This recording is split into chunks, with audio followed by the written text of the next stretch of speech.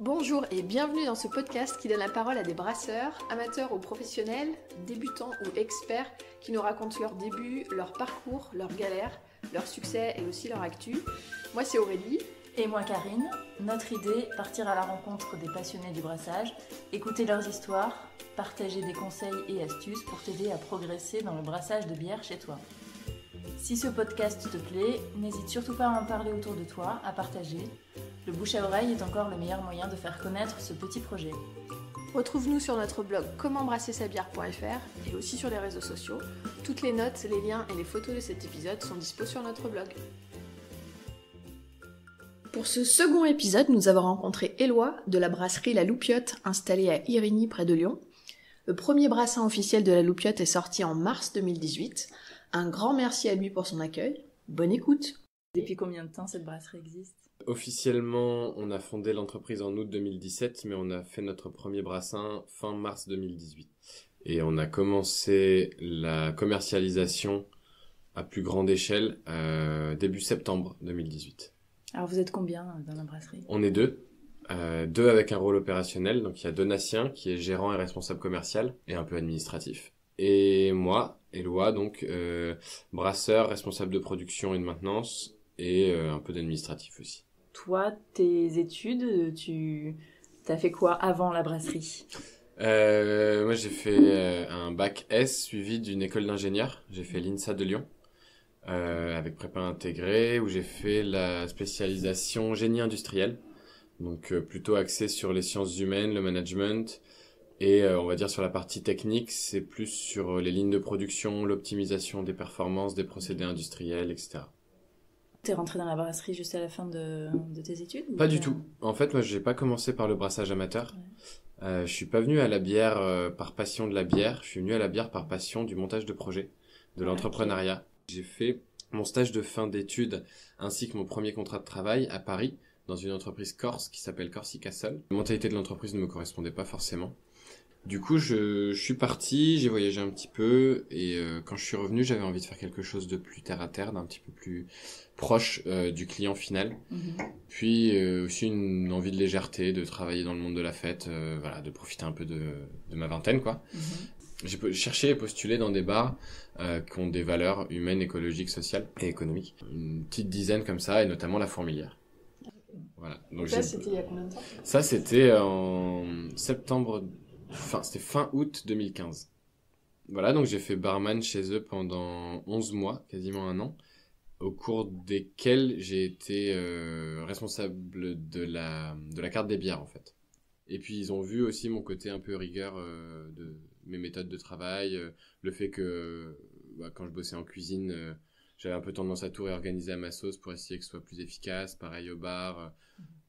J'hésitais pas trop à chambouler un peu les méthodes mises en place pour essayer de faire mieux. Et voilà. Et du coup, au bout de quelques mois, Louis, l'un des deux patrons, le frère de Donat, m'a filé un bouquin Comment brasser de la bonne bière chez soi. Et il m'a dit tiens, lis ça peut être intéressant pour toi. On t'a suggéré On m'a bien suggéré de m'intéresser au sujet. Après, il m'a filé son kit de brassage amateur tout plastique. J'ai fait mais c'est de la merde, j'aime pas le plastique, ça me fait chier. J'ai essayé 2-3 tentatives, j'ai eu des résultats de merde. Alors c'était sur quoi ? C'était un Brewferm. Mais c'était du 20 litres quand 25 même, litres, ouais. Brewferm 25 litres. Ouais. Si, il y avait la cuve d'empattage qui était en inox, mais le reste c'était que du plastique. Ça te plaît pas ? Ah non, j'aime pas le plastique. J'aime pas ça. Ils m'ont quand même proposé l'idée du projet de la brasserie. Et moi j'étais carrément emballé parce que ça allie plusieurs choses que j'aime bien. Ça allie un peu le monde du bar, de la fête, parce que c'est quand même un produit qui est... Enfin, pour moi, la bière que je fais, c'est pas une bière de dégustation. C'est pas une bière où qu'on boit le petit doigt en l'air en disant « Ouh là là, c'est un IBU de 34,5, machin. » Non, c'est une bière qu'on boit entre copains pour se faire plaisir, pour se désaltérer. Après, il peut y avoir des recettes que je fais minoritairement, où j'essaye un petit peu de me faire plaisir, de travailler des arômes, des choses comme ça. Mais les bières principales qu'on fait, blonde, blanche, ambrée et accessoirement IPA et triple, elles sont pas hyper originales dans leur catégorie et c'est pas le but. Le but c'est qu'elles soient bonnes, que les gens savent à quoi s'attendre et qu'en même temps ils trouvent une identité quand même de Loupiote, quoi. C'est notre bière, ils vont la reconnaître, ils vont être contents de la boire et elle va pas être comme les autres. Moi j'aime bien la bière standard aussi. Voilà, pour moi, c'est pas du tout péjoratif. Ouais. Une bonne bière de soif, Voilà. c'est pas évident à faire non plus. Bah non, la bière la plus dure pour moi, c'est une bonne pilsner. Ouais, c'est ça. Voilà. Et Ah, c'est la l'apprécie, première que ouais. j'ai essayé à faire. Et d'ailleurs, il y a beaucoup de brasseurs qui m'ont dit, mais ton premier brassin, tu fais une pils? Je fais, ouais, grave. Ouais, carrément. C'est celle que je veux, quoi. C'est ma bière préférée, donc si je peux pas la faire, ça sert à rien que je sois brasseur. Oui, mais de toute façon, on fait ce qu'on aime, c'est Voilà, sûr. tout à fait. Donc on a commencé à parler du projet en fin printemps 2016. Voilà, voir comment on voulait créer cette brasserie. Et fin juillet 2016, du coup, j'ai quitté la Fourmilière et je suis parti à la Grillette pour mon premier stage. La Grillette qui était le principal fournisseur de bière de la Loupiote, qui ont toujours été vraiment hyper chouette, hyper pro avec toute la Fourmilière. Et en fait, eux, quand on leur a parlé du projet, qu'on leur a dit, bah voilà, un jour on aimerait bien faire notre propre bière et à terme remplacer la Grillette par la nôtre. Leur première réaction a été l'enthousiasme. Si vous avez besoin d'aide, n'hésitez pas. Si vous voulez venir vous former, venez chez nous et tout. Donc moi j'ai profité de ça et je suis allé un mois à la Grillette. Donc merci beaucoup. Donc c'était vraiment ta formation de terrain là pour le coup. C'était la première. Ouais. Je dirais que là où j'ai le plus appris dans la pratique, c'est à Londres. Pendant que j'étais à la Grillette, j'ai envoyé une 40aine de demandes de stage à des brasseurs londoniens. Une réponse positive. Merci à Ben de 40 Foot Brewery à Dalston Junction qui m'a accueilli pendant 3-4 semaines aussi, qui m'a même hébergé chez lui plusieurs jours. Et alors l'expérience là-bas? Ah là c'était génial. C'était vraiment là où j'ai appris ce que c'était que faire de la bière artisanale. Où j'ai mis les deux mains dedans, les deux pieds dedans. Novembre à Londres, on est dans des containers à bateau. Caille de ouf. Il fait rarement plus de 3-4 degrés et l'humidité est toujours au moins à 70%, quoi. Donc vraiment, il fait très froid. Et en fait, c'était un des meilleurs mois de ma vie, quoi. Malgré ça, c'était... Ça réchauffe, hein, de brasser. Ouais. Après, j'ai visité peut-être en tout une dizaine de brasseries, entre une journée et un mois. En fait, j'ai fait 3 ou 4 semaines, je sais plus, dans sa brasserie à lui, à 40 Foot. Et ensuite, pendant une semaine, chaque jour, j'allais dans une brasserie différente, chez des potes à lui. Génial. Ensuite, en France, je suis allé à la Manivelle, je suis allé à la Vieille Mule, à la Grillette donc. J'ai fait une semaine de stage à la Chaumontoise, la fameuse, qui est assez présente en ligne, que je ne recommande absolument pas, que j'aurais même tendance à qualifier d'arnaque. Voilà. La Chaumontoise. Ouais, la Chaumontoise en Picardie, c'est une brasserie qui fait... C'est une des seules formations qui est subventionnée par Pôle emploi. Moi, j'en ai profité. Il y a une formation. Ouais, il y a une formation qui est reconnue par Pôle emploi. Voilà. Et en gros, pour synthétiser ce qu'on fait là-bas en une semaine, on arrive, on nous dit que en n'ayant jamais brassé nulle part, que ce soit à la maison ou en pro, on sera capable au bout d'une semaine d'ouvrir une brasserie artisanale et de gagner sa vie avec ça. Fin 2016, j'ai déjà fait plusieurs mois, plusieurs brasseries différentes de formation.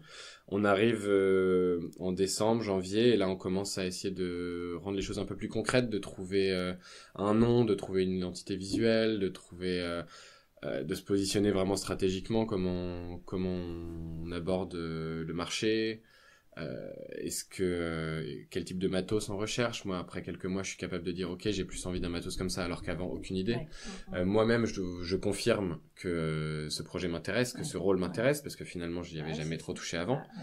Donc, même si j'étais content de faire un travail qui est à la fois une partie manuelle, une partie, on va dire, intellectuelle, scientifique, j'aime bien manipuler mes chiffres et tout, donc les températures, les recettes, etc., ça me va bien.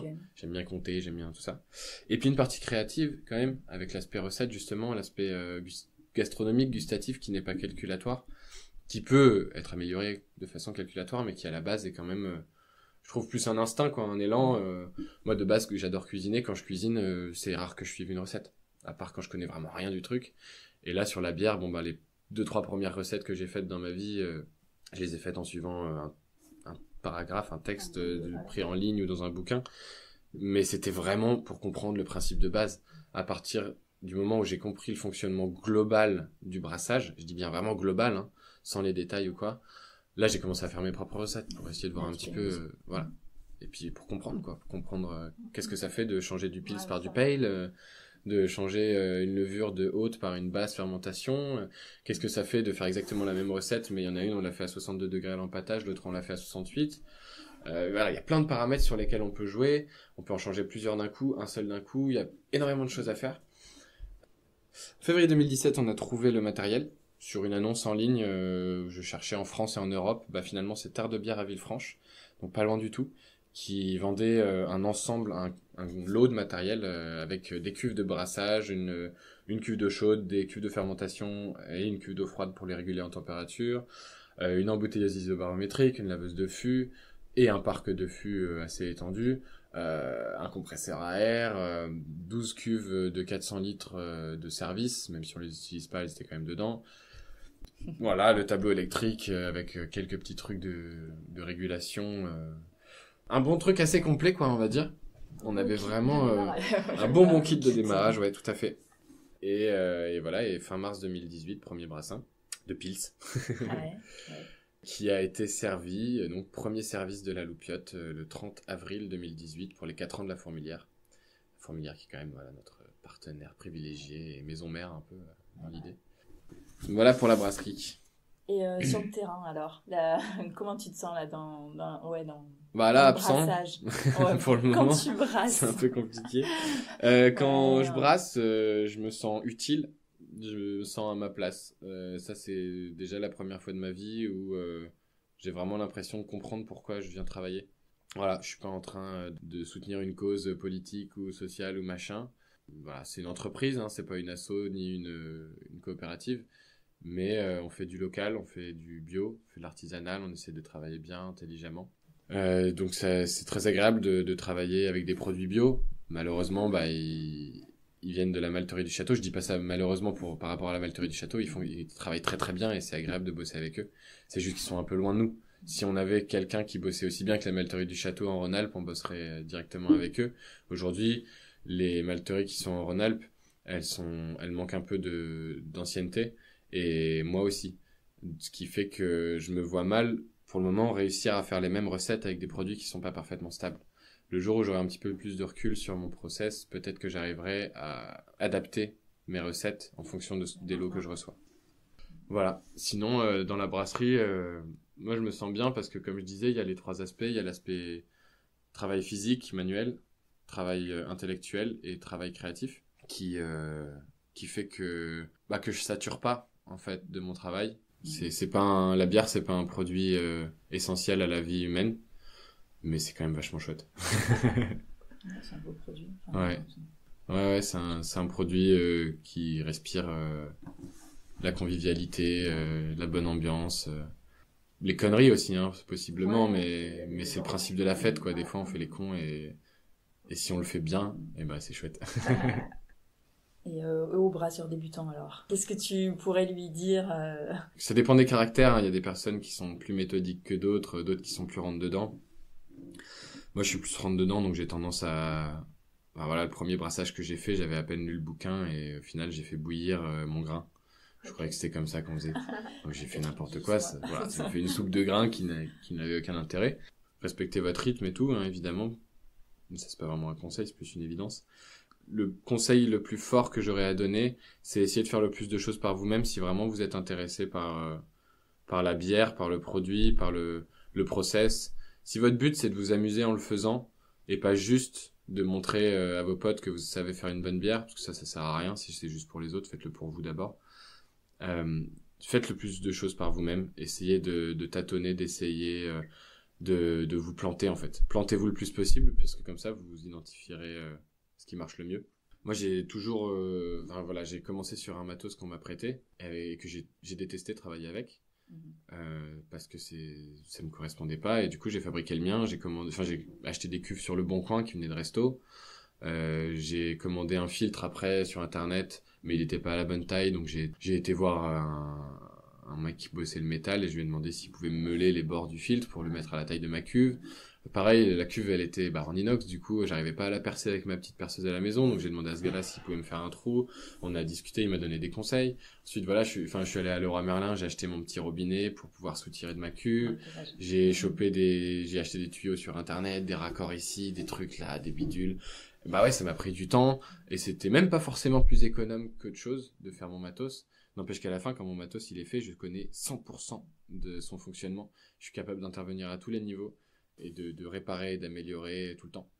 Et c'est quelque chose qui m'a énormément servi quand je suis arrivé ici, avec l'échelle professionnelle.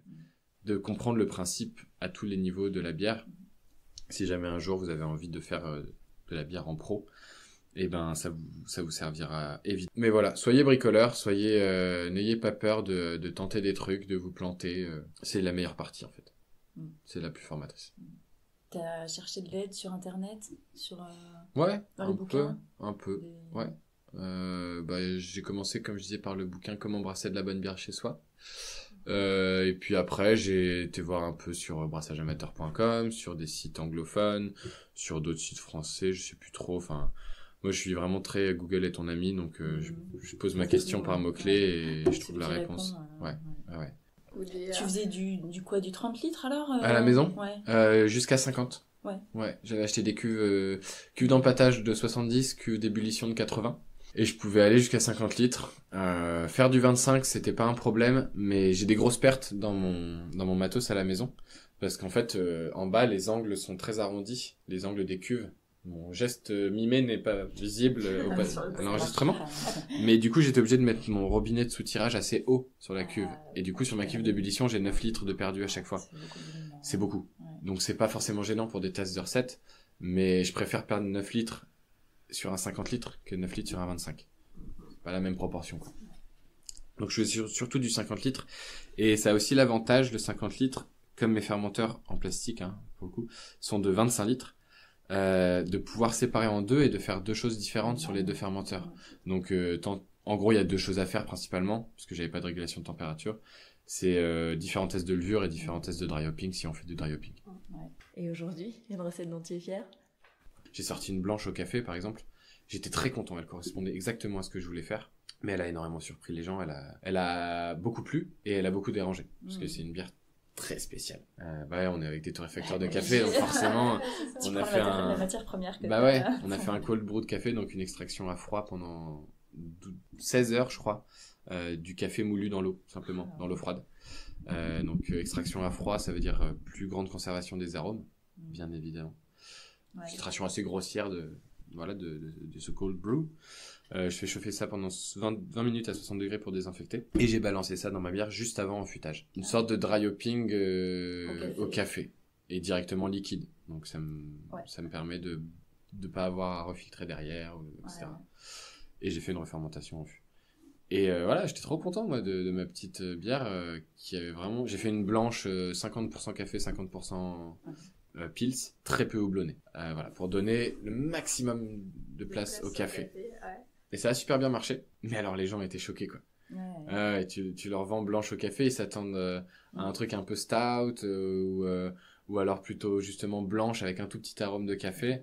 Et là non, ça n'a rien à voir. Ça a vraiment un arôme très fort du café, mais sur un côté peut-être fruité, un peu plus végétal que torréfié. Donc, c'est moins le côté chocolat, corpulent, enveloppant du café, et plus le côté aromatique, fruité et végétal. Ce qui surprend beaucoup. Tu vas la refaire Ouais, je la referai avec plaisir quand on aura plus de fûts. Parce que le problème de cette bière, c'est que du coup, elle se vend très lentement. Même les endroits qui l'aiment bien. C'est une bière de dégustation. C'est une bière de dégustation. Et puis, comme c'est une extraction à froid du café, il y a une grosse teneur en caféine. Donc nous, on la vend en disant pas plus d'une pinte par personne par jour. C'est un problème pour les cardiaques. Cette bière, elle n'est pas faite pour les cardiaques. C'est une pinte de cette bière-là, c'est peut-être 3 expressos. Donc, il faut faire gaffe à ça. C'est très, très chargé en caféine. Donc, forcément, elle se vend lentement. Du coup, ça veut dire que les fûts se libèrent lentement. Et comme on est en galère de fûts, c'est pas le genre de bière qu'on peut se permettre de faire pour le moment. Voilà, exactement. Voilà. Merci beaucoup pour ton accueil, en tout cas. Avec plaisir. Voilà, cet épisode est terminé. Merci à toi de l'avoir écouté jusqu'au bout. N'hésite pas à nous dire ce que tu en as pensé et abonne-toi au blog Comment brasser sa bière si tu veux être notifié lors des prochaines publications d'articles. À très bientôt.